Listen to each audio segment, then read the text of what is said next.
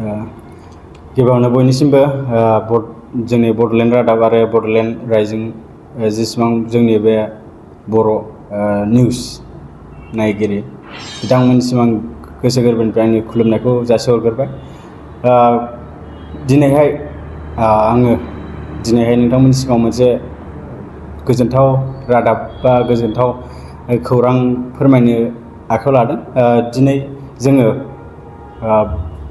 सिगांनिफ्रायनो जोङो जोंनि बड'लेण्ड डान्स फ्ल'र आरो नैबे आर्ट एन्ड मशन डान्स स्टुडिअ' बे मोननैजों जों कलाबरेट जानानैहाय जों मोनसे डान्सनि प्लेटफर्म लाबोनो थाखाय जोङो थियारि जादों। बेयो जाहैबाय जोंनि बड'लेण्डनि बिगेस्ट डान्स कम्पिटिशन।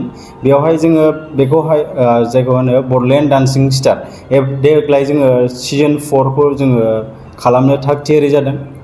बेखौहाय जोङो 2016निफ्राय जों स्टार्ट खालामदोंमोन।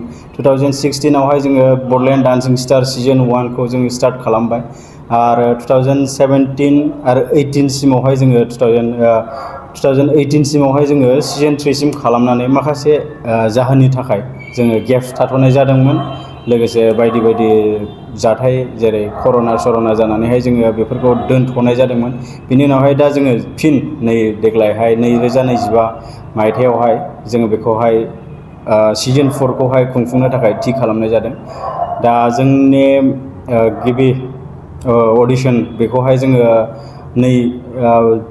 20 जुलाइ बेनिफ्राय जों स्टार्ट खालामनो नागिरदों। गुबुन गुबुन जोंनि BTC बड'लेण्डनि बेसिबां मोनबैसे डिस्ट्रिक्ट दं बेवहाय जोङो गासैयावबो अडिशनखौ लागोन। बेजों लोगोसेहाय जोङो आसाम साखाथि रायजो जेरैहाय वेस्ट बेंगलावहाय जोङो सिलिगुरि आरो माखासे जायगायाव लागोन आरो ओरैहायबो थागोन जों तेजपुर, गुवाहाटि बेफोरावहायबो जों लानो थाग थियारि जादों। लोगोसे आरो कार्बि आंलंआवबो जोङो लागोन। बेबायदिनो जोङो 15थासो जायगायावहाय जोङो अडिशनखौ लागोन। जों बेखौहाय लासैनो डिटेल्सखौ फोरमायलांगोन। बेवहाय जोङो सिगाङावहाय जोङो बेखौहाय मोनसेल' केटेगरिसआव खालामनाय जादोंमोन, जेनेरेल केटेगरिस होननानै जों बेयाव खालामनाय जादोंमोन। खिन्थु नैबे देग्लायहाय जोङो रायजोफोरनि बा डान्सेसफोरनि बे पेरेन्टसफोरनि माखासे खोथा फोरमायनायावहाय रिकुवेस्ट खावलायनायावहाय जोङो बेखौहाय डिभाइड खालामनो नागिरदों। मोनसे जुनियर केटेगरिस आरो सिनियर केटेगरिस, बे मोननै खोन्दोआव जों बानायनो थाग थियारि खालामदों। दायो जोङो बेवहाय टटेल प्राइस हिसाबै जोङो 1 लाख रां खालामनाय जादों। बेखौहाय जोङो मोननै केटेगरिसआव रानगोन 1 लाख रांखौहाय। आरो जों फाइनालखौहाय जों जे अडिशन लाखांनानै फाइनालखौहाय जोङो दिनै क'क्राझारावनो बानायगोन। क'क्राझार जोंनि BTCनि जि केपिटेल बेवहायनो बानायगोन। क'क्राझारनि जोङो कालचारेल कमप्लेक्सखौनो जों टारगेट लादों। बेयावनो जों थि खालामनाय जादों। बेवहाय जोङो जाज हिसाबैहाय फाइनालाव जोङो बाहेरानिफ्राय लेंहरबाय थानाय जायो। सिगाङावहायबो जोङो गोबां इन्टारनेसनेल लेभेलनि लाबोनाय जादोंमोन। सिगाङाव जोङो एन्ट' जर्जमोनखौ लाबोनाय जादोंमोन आरो सिगाङावहाय जोङो दिल्लीनिफ्राय लाबोनाय जादोंमोन। देग्लायहायबो जोङो बाहेरानिफ्राय चेन्नाइनिफ्राय लाबोनो थि खालामबाय। बेयो जाहैबाय रबि वर्मा होननाय। बिथाङा सासे टेलेन्टेड करिय'ग्राफार, डान्स ट्रेनार। बिथांखौहाय जोङो रायलायजोब्बाय। बिथाङा जोंनियावहाय फैसिगोन। बेजों लोगोसे जोङो सानसेनि वार्कशपबो खालामनो थाखाय थि खालामनाय जादों। जों बिथांनि रोंगौथिखौ जोंनो फोरोंलाङो। बेनि थाखाय जोङो बिथांजों सानसेनि थाखाय जों वार्कशपबो लानो थि खालामनाय जादों। डेट हिसाबै जोङो फाइनाल डेटखौहाय जोङो 10 आगष्टआवहाय फाइनाल डेटखौहाय थि खालामनाय जाबाय।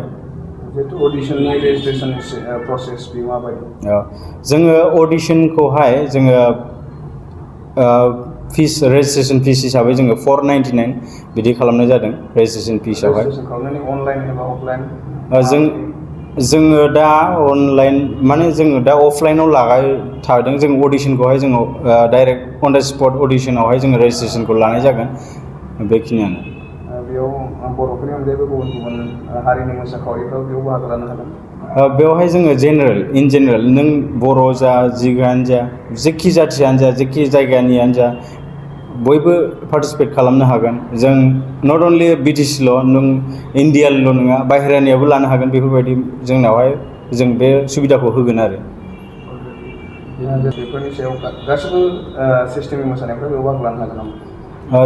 बे मोसानायावहाय जों डान्स कम्पिटिसन हिसाबै मडार्न डान्स जेनेबा वेस्टार्न मडार्न जोंनियाहाय बेवहाय जोङो जेनेरेल माने नोङो सोरबा फक मोसायोबाबो जों बेखौ जाज खालामगोन सोरबा ट्रेडिसनेल मोसाबाबो जों बेखौ जाज खालामगोन माने बेनि मुभ्सफ्रा नोंनि बे जिखि स्टाइलाव मोसादों बे ट्रेडिसनेल मोसादोंबा बेनि ट्रेडिसनेल एटेयार अरिजिनेल ट्रेडिसनेला ओंखारदोंना ओंखाराखै जुदि वेस्टार्नफ्राव मोसायोबा मडार्नफ्राव मोसायोबा हिप हप मोसादोंबा बिनि हिप हप अरिजिनेल हिप हप जादोंना जायाखै बिनि स्टाइलफ्रा फैदोंना फैयाखै बिनि फर्मा मा नों हिप हप मोसादों खिन्थु नोंनि स्टेपाहाय बा मुभ्सआ नोंना ट्रेडिसनेल बा बबेबा लकेल माबा आलदा टाइपआव थाङोबा जों बेफोरखौ जोङो नायगोन आरो नमस्कार सभी दर्शकों को हम लोग एक कंपटीशन ऑर्गेनाइज करने जा रहा है जिसका नाम है Bodoland dancing star season 4। Already हम लोग सीज़न 1, 2, 3 कर चुके हैं तो इस बार हम लोग सीज़न 4 करने जा रहे हैं और एज ए ऑर्गेनाइज़र हम लोग हैं Bodoland dance floor and art and motion dance studio. तो हम लोग ने ये कंपटीशन ऑर्गेनाइज कर रहा है इस बार। तो आशा करते हैं आप लोग इस कंपटीशन में पार्टिसिपेट करेंगे। इसमें हम लोग नॉट ओनली बीटीआर हम लोग आउट ऑफ बीटीआर से भी ऑडिशन करने जा रहा है जैसे कि वेस्ट बंगाल में 20 अगस्त में होने जा रहा है ऑडिशन, फिर बीरपारा में 21, फिर उसके बाद जोईगांव में 22 अगस्त। तो जितना भी डांसर्स है हम आशा करते हैं कि आप लोग आके इसमें पार्टिसिपेट करें कंपटीशन में एंड सपोर्ट करें। और इधर हम लोग का उदालगुड़ी, बाक्सा, चिरांग, कोकराझार, फिर कार्बी आंगलोंग, गुवाहाटी, तेजपुर, तो इन सारे जगहों में ऑडिशन होगा। तो ऑडिशन का डेट, प्लेस एंड डिटेल्स नीचे में दिया हुआ है। तो आप लोग देख के नज़दीक जो भी जगह में आप लोग जा पाते हैं नज़दीक प्लेस में आप लोग जाके ऑडिशन दे सकते हैं। तो इतना ही। एंड ग्रैंड फिनाले जो है 10 अगस्त में होगा, 9 अगस्त को सेमीफिनाले होगा और 10 अगस्त में ही हम लोग वर्कशॉप ऑर्गेनाइज करने जा रहे हैं जिसमें हम लोग का सर जो कि ऑलरेडी नेशनल आर्टिस्ट है तो वो फाइनल जज के लिए आ रहा है, रवि वर्मा सर। तो उसी का 10 अगस्त में वर्कशॉप रहेगा। तो जितने भी लोग डांसर्स हैं वो लोग वर्कशॉप में भी अटेंड कर सकते हैं।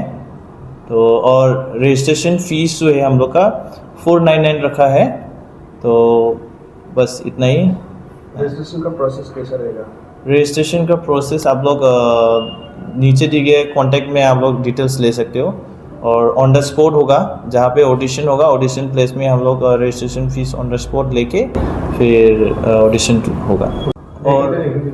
और ऑडिशन जो है आप लोग ऑनलाइन में दे सकोगे। आफ्टर ऑफलाइन हम लोग ऑनलाइन का ऑडिशन हम लोग रखेंगे एंड इसका जो टोटल प्राइस मनी है 1 लाख है।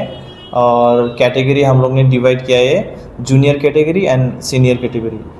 5 साल से लेके 14 ईयर्स तक जूनियर कैटेगरी में रहेगा and then 14 plus two above senior category में रहेगा।